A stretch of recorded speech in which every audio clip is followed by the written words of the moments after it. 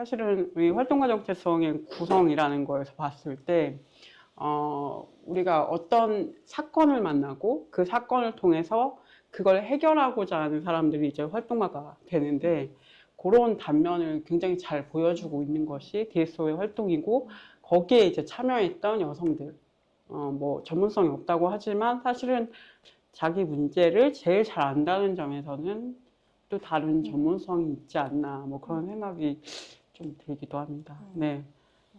또 소연 선생님께서 임선 선생님께서 그런 또 전문성에 대해서 조금 이야기를 네. 해주시죠. 네. 제가 사실 그 얘기 하고 싶어가지고 여기 제가 얘기를 해보는 네, 나오고 싶었는데요. 거.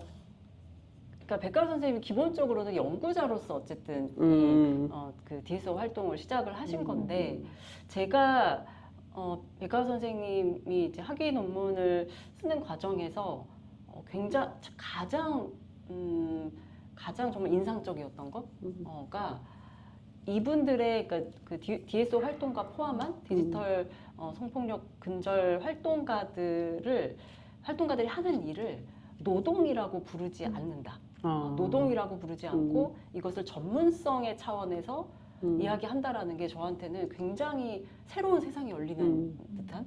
왜냐하면 이거는 왜 그러냐면 저희가 이제 과학기술학이라고 하는 학문이 과학과 기술의 예를 들면 뭐 어떤 본질적인 측면에 대해서 연구를 하기도 하고 그렇지만 또 많은 부분이 아까 뭐 우리가 이제 지난번 시간에도 뭐 사회적 규제 얘기를 또 했었잖아요. 그러니까 워낙에 지금 현대 사회에서 다양한 과학 기술들이 사회적인 어떤 뭐 긍정적인 효과와 부정적인 효과를 다 포함한 사회적 파급력을 가지고 있고 그걸 이제 보통 우리가 특히 부정적인 측면을 이제 위험이라고 해서 기술, 과학 기술의 위험 뭐 이렇게 얘기를 하는데 그러다 보니까 그 위험을 규제해야 될 수밖에 없는 거고요. 근데 과연 이 과학 기술을 규제를 할 때 누가 이것을 결정을 하고 누구의 견해를 따를 것인가를 얘기를 할 때 저희 과학기술학에서는 이것을 소위 말하는 정말 사회 뭐 제도적으로 인정받는 그런 전문가만이 이 결정 과정에 참여 해서는 안 된다라고 얘기를 하거든요. 그러니까 우리가 일반적으로 모든 건 다 전문가에게 뭐 의견을 물어봐야 되잖아요. 그리고 특히나 과학기술 관련이면 뭐 AI 관련이면 AI 전문가, 디지털 성폭력이면 디지털 전문가 뭐 이런 식으로 굉장히 기술 중심적으로 또 전문가를 또 판단을 하고 그런 분들에게 뭐 이런 정책 결정이나 뭐 어떤 기술의 방향성 이런 거를 맡기게 되는데 사실 그거에 대해서 가장 전면적으로 여러 가지 어떤 과연 정말 우리가 그래야 하는가? 그러니까 소위 전문가주의라고 하는 거를 개입하기 시작한 그거에 도전하고 어떻게 여기에 우리가 개입할 수 있을까를 고민했던 게 과학기술학이라는 학문이에요. 그래서 저희한테는 전문성이 되게 중요합니다. 왜냐면 과학기술은 전문가와 이게 뗄 수 없는 다른 어떤 분야보다 그렇기 때문에 전문성이 굉장히 중요한데 제가 아는 한은 이 안에서 본격적으로 그 여성과 관련된 범죄, 특히 이제 디지털 성폭력 이런 것들이 본격적으로 아주 중요한 어떤 연구 대상 주제의 일부가 아니었어요.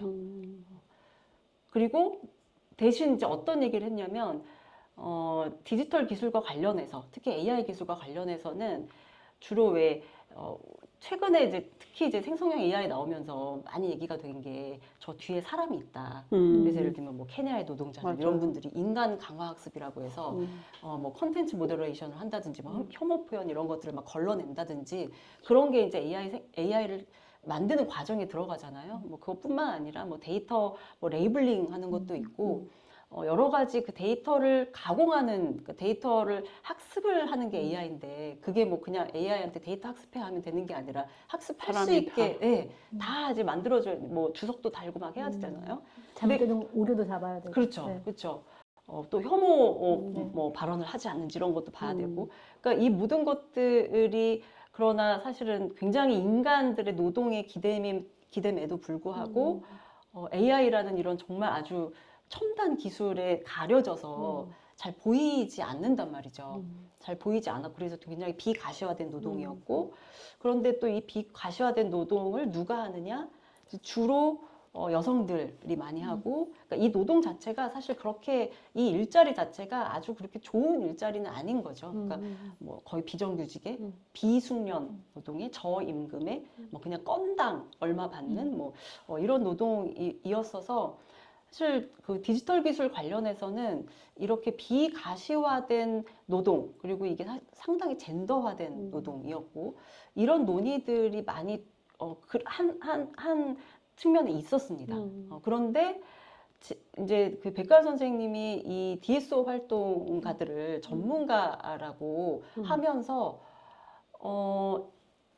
이 두 개의 논의가 이제 저희 이쪽 그러니까 과학기술학에서 전문성에 대해서 지금까지 이만큼 쌓아온 논의와 그다음에 디지털 기술을 이렇게 작동하게 만드는 보이지 않는 이 젠더화된 노동의 그 노동이 이 두 개가 딱 결합된 게 이 DSO 활동가들이었던 거예요. 그러니까 근데 이분들 그러니까 이 논문을 쓰는 과정에서 주변에 그 많은 분들이 뭐 학회라든지 뭐 이런 곳에서 또 발표도 하시고 하셨는데 그럴 때마다 질문을 많이 받았던 게 이거 그냥 노동이라고 하면 그죠? 그런 네. 그런 질문 많이 받았죠. 왜 꼭 전문가여야 돼? 그냥 노동이라고 하면 충분히 인정할 수 있다. 노동인 건 맞으니까. 근데 왜 이게 전문성이어야 되냐? 이런 질문들을 많이 받았던 걸로 저는 기억합니다. 그리고 저도 오히려 그 부분 때문에 이 연구가 너무 중요한 연구다. 그러니까 저는 노동과 노동으로서의 어떤 일과 전문가의 어떤 전문성의 영역하고는 좀 다른 논의라고 생각하고요. 물론 노동이라고도 할 수 있죠. 그런데 이걸 전문성이라고 하는 순간, 이들이 가지고 있는 어떤 전문성, 그리고 이들을 전문가라고 명명하는 순간, 이 기술에 개입할 수 있는 힘이 이제 더 생기는 거예요. 물론 노동자로서도 개입할 수 있죠. 그렇지만 이제 제가 이제 과학기술학을 하는 연구자의 입장에서는 지금까지 막 뭐 학위를 뭐 석사학위, 박사학위 이런 거 따지 않고도 우리가 일반인이라고 하는 그리고 사실 일반인도 있지만 그 아까도 뭐 두 분께서도 말씀하셨던 활동가 또 사실 전문가인 거죠. 그러니까, 무시당합니다. 그러니까요. 활동가 나오래. 네. 근데 사실 우리가 법과 정책을 변화시키는데 활동가 분들의 역할도 굉장히 크시잖아요. 맞아요. 그래서 저희 미디어 네. 정책을 거의 책임지고 계시는 한국의 미디어 정책을 책임지고 계신 전문가. 하지만 네. 무시당합니다. 하지만 시민사회단체에 있다라는 이유로 전문가들이 무시를 합니다. 그러니까 저는 그래서 전문가라는 이름을 붙여야 된다고 생각을 하는 거예요. 물론 활동가도 굉장히 좋은 이름이지만 전문성도 사실 여러 가지가 있거든요. 그래서 저희 이쪽에서는 우리가 그냥 뭐 박사학위를 가지고 있고 뭐 어디 교수고 막 이러면 당연히 전문가겠죠. 그렇지만 그렇지 않은 분들도 전문성이 있다. 그래서 되게 전문성의 종류를 되게 여러 개로 봐요. 그래서 심지어는 일반인 전문성까지 있어요. 일반인 전문성. 네. 그런데 물론 이제 학술적으로는 논쟁의 여지는 있죠. 일반인이 전문성을 갖는다는 게 이게 말이 되냐? 일반인 자체가 이미 전문가가 아니란 뜻인데 전문가가 아닌데 전문성을 갖는다는 게 이게 말이 되지 않는다. 뭐 이런 얘기도 있고. 근데 또 그런 이제 그거 외에도 예를 들면 뭐 기여적 전문성, 어떤 내가 기술 개발에 내가 직접적으로 어떤 기여를 할 수 있느냐, 기여적 전문성, 뭐 혹은 상호작용적 전문성, 내가 전문가는 아니지만, 그러니까 소위 말하는 그런 박사를 받은 무슨 뭐 개발자 뭐 이런 사람은 아니지만 이분들하고 소통을 할 수 있다.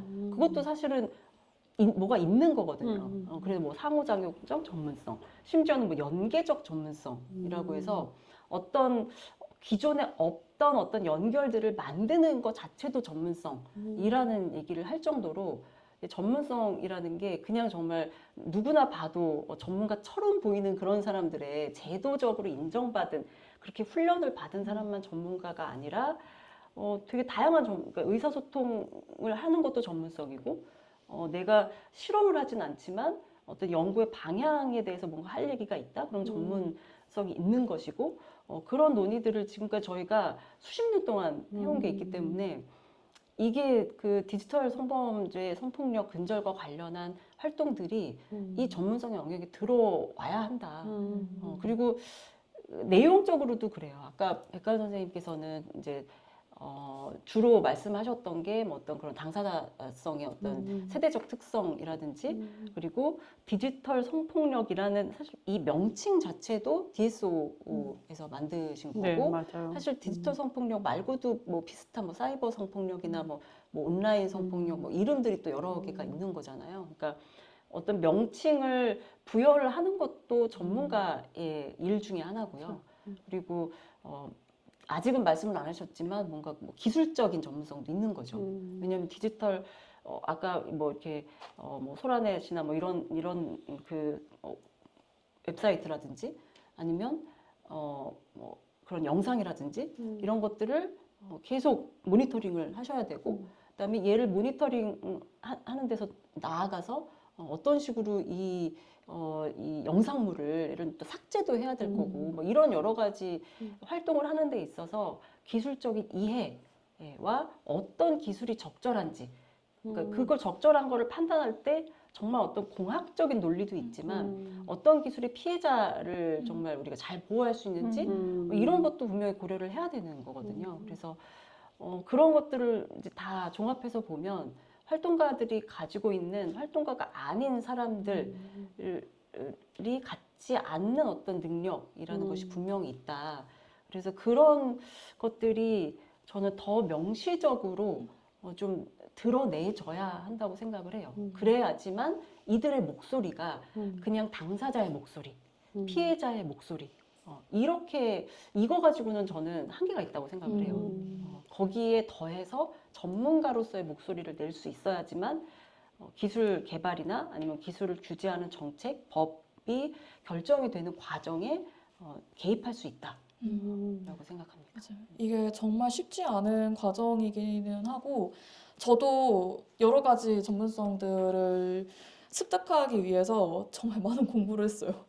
저 팔자에 있을 거라고 상상도 안 했던 법 공부, 기술 공부 이런 거 너무 많이 했고 진짜 스트레스 많이 받았습니다. 요새는 뭐 코딩도 공부해요.